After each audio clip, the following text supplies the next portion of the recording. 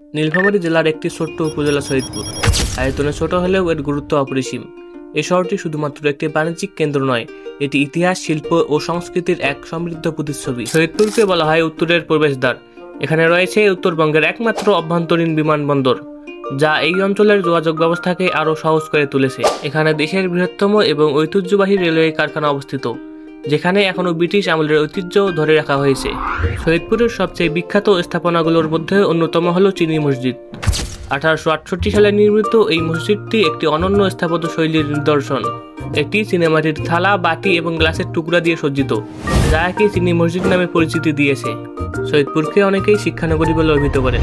এখানে cantonment public school and college, Saidpur সরকারি বিজ্ঞান কলেজ সহ অনেক স্বনামধন্য শিক্ষা প্রতিষ্ঠান রয়েছে। সৈয়দপুর বহু সংস্কৃতির মিলনস্থল। এখানে বাঙালি, বিহারি এবং অন্যান্য সম্প্রদায়ের মানুষ পাশাপাশি শান্তিপূর্ণভাবে বসবাস করে। সৈয়দপুরের অর্থনীতির বড় অংশ জুড়ে আছে ব্যবসা বাণিজ্য।